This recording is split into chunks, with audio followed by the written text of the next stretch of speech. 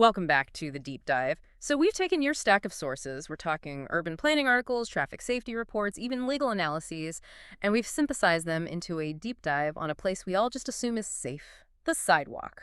You'd think so, wouldn't you? I mean, it seems like a refuge. It's the one place where you, as the pedestrian, are meant to be completely protected. But our sources reveal a pretty, frankly, alarming truth. The sidewalk is often this volatile, high-risk zone. A high-risk zone. Yes, where all these complex dangers, everything from, say, infrastructure failure to simple human distraction, they all just converge. Exactly. So our mission today is to unpack these sources. We're looking at three things. First, the really surprising dangers right there near the curb. Second, the immediate actionable things you can do for safety. And third, the huge role that urban design and some cutting-edge tech has to play in making this space genuinely safe. And we really have to look at this holistically. It's not just about one bad driver. The data shows it's a combination of poor visibility, design flaws, sudden movements, and cats. Yeah, chronic inattention from everyone, both drivers and pedestrians. It's a dynamic, dangerous environment, and it requires a level of awareness most of us just don't use day to day. Okay, so let's dive right in with what the sources call the illusion of safety. We trust that curb to be a hard line, but the real danger here is just proximity. The threat isn't far away, it's literally inches from your feet. Right. And the most terrifying proximity risk is the chance of a vehicle actually jumping the curb. When we hear that, we tend to think of, intentional acts or maybe a drunk driver, but the sources are clear. Most of these intrusions, they're secondary collisions. Secondary collisions, what does that mean exactly? It means a crash happens first in the road. Maybe a side swipe or someone gets rear-ended. And the force of that crash just redirects a car, or even both cars, right onto the sidewalk. The sidewalk suddenly has to be a shield against, kinetic chaos. And the risk just gets compounded near high-speed traffic. A car going 40, 50 miles per hour that gets shunted onto the sidewalk. The potential for injury is astronomical, which is actually why, ironically, residential low-speed roads have fewer of these curb-jumping fatalities, even with less separation. So you're basically caught in the crossfire of someone else's accident. But okay, beyond the cars themselves, the sources also talk a lot about environmental and design flaws, the physical hazards. What's the number one thing the sources point to? It's almost funny because it's the one we all complain about constantly. Yeah. Uneven surfaces, cracks, holes, pavement lifted up by tree roots. They aren't just annoying. They're major tripping hazards. They account for a huge number of non-vehicle-related injuries on sidewalks. It seems so obvious that a crack is dangerous. What's the deeper insight there? I mean, why are they so common? Why don't they just get fixed? Well, that gets into liability, which we can circle back to. But the real insight is that it's a failure of continuity. A few inches of lifted concrete is all it takes to break an ankle. Then you have obstructions. This is when the sidewalk becomes totally useless. Right. Blocked by construction or overgrown bushes. Yeah. Or utility work, it forces pedestrians right back into the road, which completely defeats the purpose of having a sidewalk in the first place. And what about the spots where that safety line just disappears entirely for a moment? You're talking about driveway crossings. Every single driveway creates this little negotiation zone, and it's dangerous. The driver's looking for traffic, the pedestrian is focused on walking straight ahead, and you get this dual blind spot. And the cars that don't stop before exiting, they're a disproportionately high risk. So it's not just the concrete, it's the cognitive load. Let's talk about the human element then. Distraction comes up again and again in these reports. It's a mutual failure of alertness. It really is. You have distracted pedestrians looking down at their phones, maybe with noise-canceling headphones on. They just don't register the cues. And at the same time, drivers have infotainment systems. They're just as guilty of not paying attention to their periphery.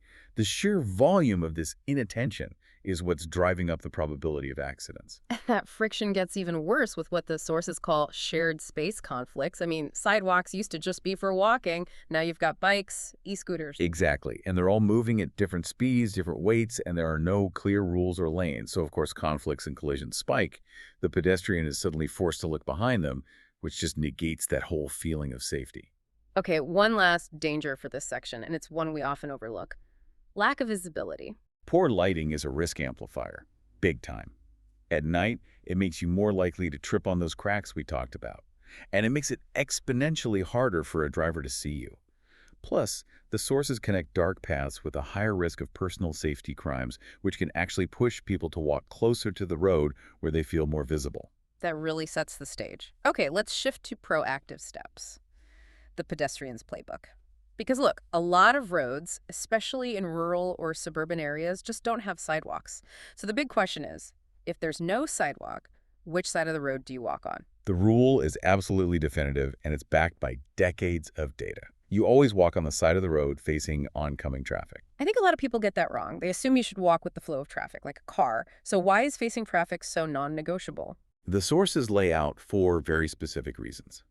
First is better visibility and reaction time. You see the car coming, you have precious seconds to get onto the shoulder if it starts to veer.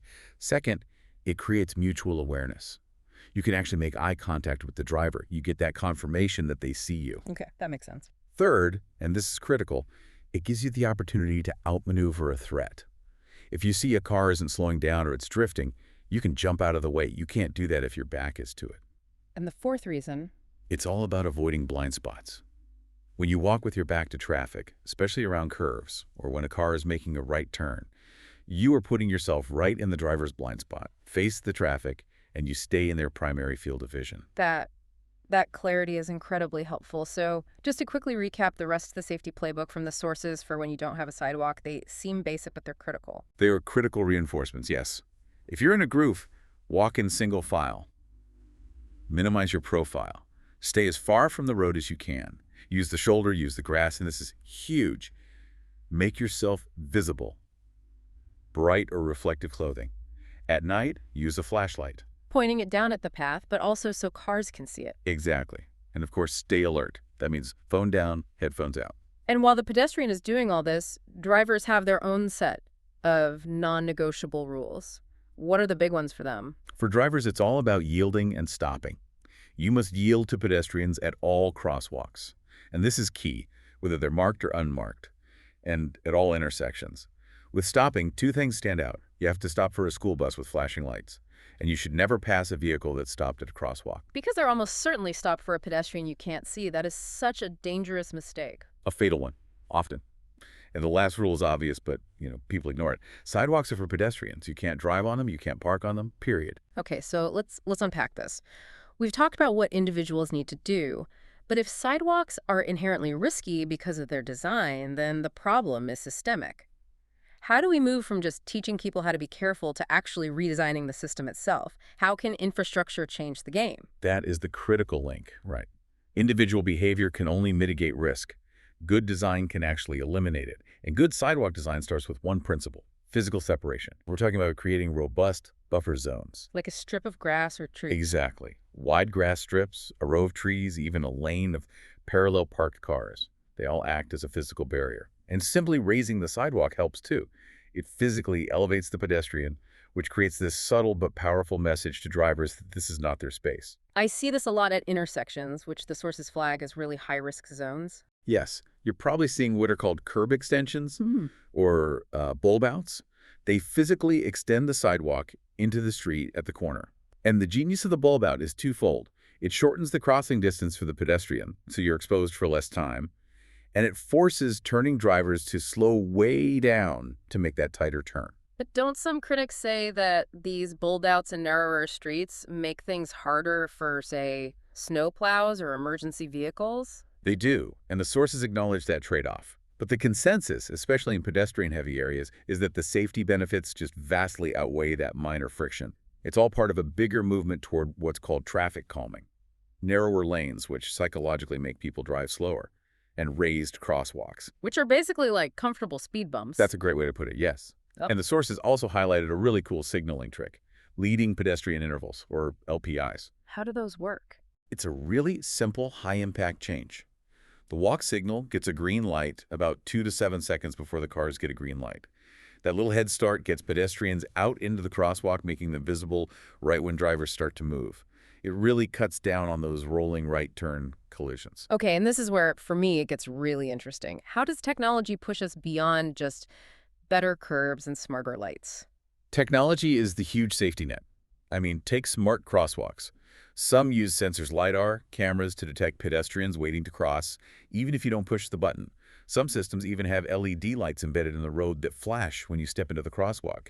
They make the path instantly visible at night. And cars are starting to take over for the distracted driver, too. Absolutely.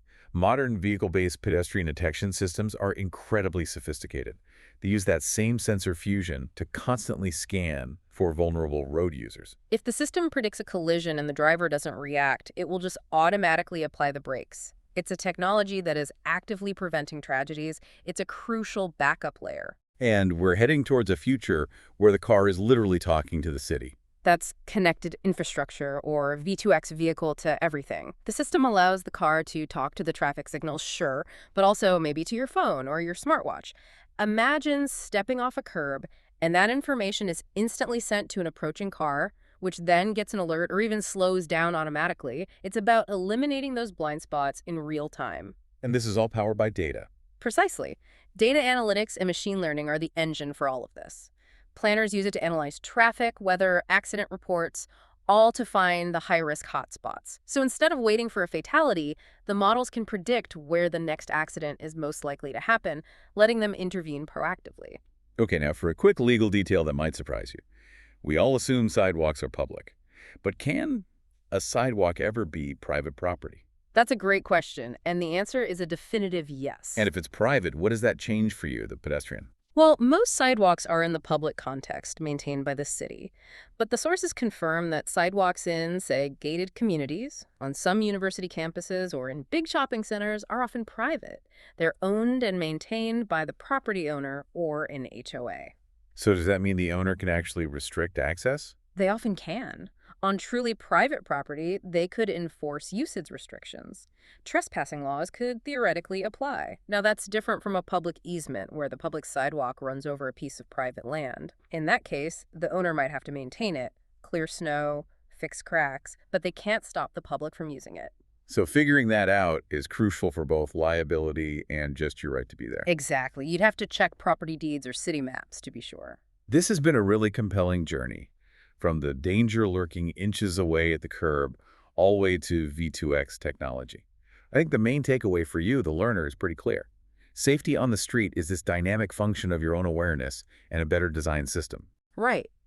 Your awareness is paramount. You have to prioritize being seen, and you have to use the safety features that are there, the crosswalks, the buffer zones. But ultimately, truly walkable communities depend on creating and maintaining that continuous, effective separation between people and traffic. Which leaves us with a final provocative thought for you to think about. If the whole point of a sidewalk buffer is that it has to be continuous and clear, no big tree roots, no debris, no overgrown bushes, how can we best incentivize or even legally mandate that constant preventative maintenance, especially when the responsibility for it shifts so ambiguously between public works departments and private homeowners, sometimes on the very same block? Think about who should be accountable for that next crack you see. Please like, subscribe, and get notified.